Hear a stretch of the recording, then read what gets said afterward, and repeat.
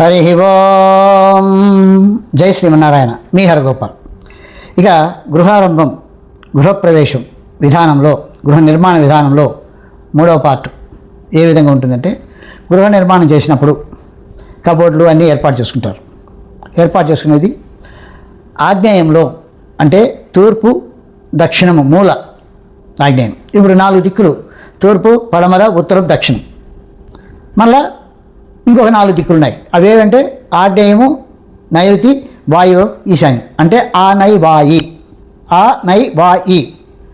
ఈ విధంగా తూర్పు, పడమర, ఉత్తర, దక్షిణాలతో పాటు ఆ నై వాయి కూడా ఉంది. కాబట్టి మొత్తం 8 దిక్కులు, అష్టదిక్పాలకులు.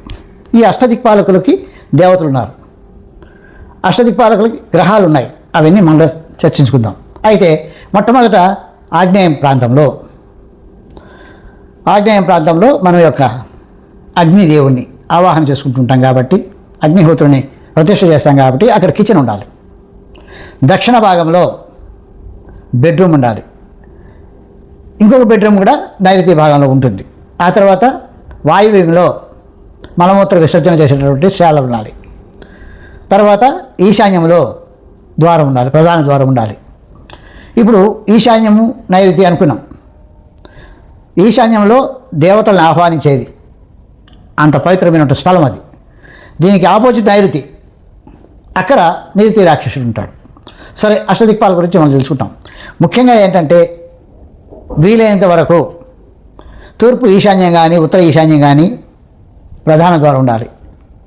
అలాగే పడమర ఇంటికి, ఇది తూర్పు ఇల్లు అంటాం, పడమర ఇంటికి పడమర వాయువ్య మూల, అంటే వెస్ట్ నార్త్ కార్నర్లో, అంటే అక్కడ ప్రధాన ద్వారం పెట్టుకోవచ్చు. ఇంక విధి లేదు అన్నప్పుడు ఆగ్నేయంలో పెట్టుకోవచ్చు. ఆగ్నేయంలో ద్వారం పెట్టేదానికి లేదు, వరండాలాగా పెట్టి మళ్ళీ రావాల్సిందే, ఈశాన్యంలో ఎంటర్ అయిపోవాల్సిందే. కాబట్టి ద్వారబంధనం పెట్టాలి. ప్రధాన ద్వారాలు మాత్రము ఎయిదర్ తూర్పు ఈశాన్యము, ఉత్తర ఈశాన్యం, లేదంటే పశ్చిమ వాయువ్యంలో పెట్టాలి. సో ఈ విధంగా ఈ చోట్ల మాత్రమే ప్రధాన ద్వారాలు పెట్టాలి, మిగిలిన చోట పెట్టకూడదు. ఎందుకు అని అంటే, అగ్నిస్థాపన. ఆగ్నేయము, దక్షిణం యమస్థానము, యముడు ఉంటాడు, నిరుతి రాక్షసుడు ఉంటాడు, ఇక్కడ పడమల వరుణదేవుడు ఉంటాడు, వాయువు ఓకే అనుకున్నాం, ఉత్తర కుబేర స్థానం ఉంటుంది. ఈ స్థానాలన్నిటి తొక్కి మనము ఇంట్లోకి రాకూడదు. కాబట్టి వీలైనంత మటుకు ఈ వాస్తు విషయంలో, ద్వారాల విషయంలో ఇవి చేయాలి. ఇక కొంతమంది అంటారు, మా ఇంట్లో 6 తలుపులు ఉన్నాయి, 5 తలుపులు ఉన్నాయి, అలా ఉండొచ్చు స్వామి అని అంటారు. కానీ తలుపులు లెక్క కాదు, ద్వారాలే లెక్క. ఆ ద్వారాలు కూడా చౌకట్, 4 భుజాలు ఉండేటువంటి చౌకట్ అంటారు కదా మనం హిందీలో. చౌకట్ అంటే 4 భుజాలు ఉండేటివి, 4 కట్టెలతో చేసినటువంటిది, దాన్ని ప్రధాన ద్వారం. అలా ఉంటే అవి సరి సంఖ్యలోనే ఉండాలి. అంటే 1 ఉండొచ్చు, 1కి ఎగ్జంప్షన్, 2 కానీ 4 కానీ 6 కానీ 8 కానీ 10 కానీ 10 0 ఉండకూడదు. సో 10 ఉండకూడదు. సో ఆ విధంగా గడపలు ఉండేటివి మాత్రమే లెక్కలేక రావాలి. గడపలు లేనివి అంటే బెడ్రూమ్ తలుపులు ఉంటాయి, 3 పక్కలే అది ఉంటుంది, ద్వారం ఉంటుంది, అదే ఆ యొక్క ఇది పెట్టుంటారు. కింద గడప ఉండదు, బాత్రూములకి కింద గడప ఉండదు, బెడ్రూములకి కింద గడప ఉండదు. సో అవన్నీ కూడా లెక్కలేక రాదు. కేవలము గడప ఉన్నటువంటి దానినే చౌకట్ అంటారు, దాన్ని లెక్కించుకోవాలి. అది సరి సమానంగా ఉండాలి. అలా చౌకట్ విషయంలో కానీ, కిచెను, తర్వాత బెడ్రూమ్స్ ఇవన్నీ ఏర్పాటు చేసుకునే విషయంలో కూడా ఉండాలి. ఇక బెడ్రూమ్ విషయానికి వస్తే ఏ విధంగా ఉండాలి? కొంతమంది నైరుతి బెడ్రూమ్, మాస్టర్ బెడ్రూమ్ అంటారు దాన్ని. అందులో ఏం చేస్తారు? మామూలుగా దక్షిణం తలపెట్టుకుంటారు. అసలు అష్టదిక్పాలకుల్లోనే నైరుతిలో దక్షిణం తలపెట్టుకుంటే అది నైరుతి దక్షిణం అవుతుందా? కాదు. దక్షిణం అనే ప్రాంతం ఉంటుంది, ఒక ప్లేస్. ఎట్లా? దక్షిణం గోడంతా దక్షిణం కాదు. దక్షిణం గోడని 3 భాగాలుగా డివైడ్ చేయాలి. సపోజ్ 30 అడుగులు ఉంది అనుకుంటాం దక్షిణ గోడ.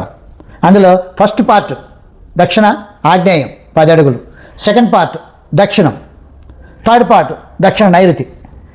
మరి థర్డ్ పార్ట్లో మాస్టర్ బెడ్రూమ్ ఉన్నప్పుడు అక్కడ బెడ్ దక్షిణం పక్క వేసుకుంటే అది దక్షిణ నైరుతి అవుతుంది, కానీ దక్షిణం కాదు కదా. సో అక్కడ కూడా దక్షిణ నైరుతి పక్క తలపెట్టి నిద్రించరాదు. ఆ మాస్టర్ బెడ్రూమ్లో కానీ, ఇంక ఏ వాయువ్య బెడ్రూమ్లో కానీ దక్షిణ బెడ్రూమ్లో కానీ ఎక్కడైనా సరే తూర్పు తలపెట్టి నిద్రిస్తే క్షేమకరము. ఆ దక్షిణం పార్ట్లో మాత్రం బెడ్రూమ్ ఉంటే దక్షిణం పక్క పెట్టుకోవచ్చు, నో ప్రాబ్లం. అది యమస్థానం కాబట్టి శవంలాగా నిద్రపోతాం. నిద్రపోయినప్పుడు సంపూర్ణ ఆరోగ్యం ఉంటుంది. మరి రాక్షస స్థానంలో మనం ఆ రాక్షస వైపే తలపెట్టుకుంటే నిద్ర రాదు, రెండోది అనారోగ్యం. కాబట్టి వీలైన మటుకు బెడ్స్ కూడా వేసుకునేటప్పుడు తూర్పు తలపెట్టి పెట్టుకుంటే సర్వశ్రేష్టం. ఇక కొంతమంది చెప్తారు నైరుతిలో తలపెట్టుకుంటే చాలా మంచిదని. మీరు నమ్మకండి, అది బట్టి మాటలే. నైరుతి అనేది నైరుతి రాక్షస స్థానము. మాస్టర్ బెడ్రూమ్ కట్టుకున్నాం బాగానే ఉంటుంది, అక్కడ షెల్ఫ్లు పెట్టుకుంటున్నాం, బీరువాలు పెట్టుకుంటున్నాం బాగానే ఉంటుంది. కానీ అక్కడ కొంచెం ఎత్తులో ఉండాలి. కిచెన్లో గట్టు కడతారు, షెల్ఫ్లకి గట్టు కడతారు. ఈ గట్లు కంటే నైరుతి మూల మాత్రము గట్టు కట్టరు. ఎందుకు కట్టరు అంటే ఆడ బీరువా పెట్టుకోవాలి సార్, మేము అక్కడ పైన లెంటిల్స్ అడ్డం వస్తుంది, అక్కడ గట్టు కట్టేదానికి లేదు, 6.5 అడుగు బీరువా సరిపోతుంది అని అంటారు. మనకు బీరువా ముఖ్యమా, గృహం వాస్తు ముఖ్యమా? జీవితాంతం ఉండేది వాస్తు, టెంపరీగా ఉండేది బీరువా. అలాంటప్పుడు 6.5 అడుగు వద్దు, 5.5 అడుగు పెట్టుకో. సో అక్కడ ఒక గట్టు ఏర్పాటు చేసుకోవాలి. ఈ గట్టు అన్ని షెల్ఫ్ల గట్టుల కంటే 1 ఇంచ్ ఎత్తుండాలి. ఆ విధంగా నైరుతిని కాపాడితే, నైరుతి పార్ట్ని కాపాడితే ఆ నైరుతి భాగం నిన్ను కాపాడుతుంది. అందుకే నైరుతి నుంచి ఈశాన్యంగా వాలుగా ఉంటుంది కూడా ఇల్లు కట్టేటప్పుడు కూడా, ఈ బండలు పచ్చేటప్పుడు కూడా. కొంతమంది అట్లా కాదు, వితండవాదులు ఆ ఈశాన్యంలో 0 పాయింట్ పెట్టుకొని వేసుకుంటూ వస్తారు. అది హైట్ కాదు, కిందకి పోతుంటుంది. అది తప్పు. నైరుతిలోనే 0 పాయింట్ పెట్టుకొని 1-2 పాయింట్లు పెట్టుకొని 0 పాయింట్కి రావాలి. ఆ విధంగా గృహ నిర్మాణం అయిన తర్వాత అవన్నీ ఒకసారి మనం ఏర్పాటు చేసుకొని బెడ్స్ కూడా ఈ విధంగా ఉంటేనే ఆ ఇంట్లో మంచి నిద్ర రావడం, ఆరోగ్యవంతంగా ఉండేది జరుగుతుంది. హరి ఓం. జై శ్రీమన్నారాయణ.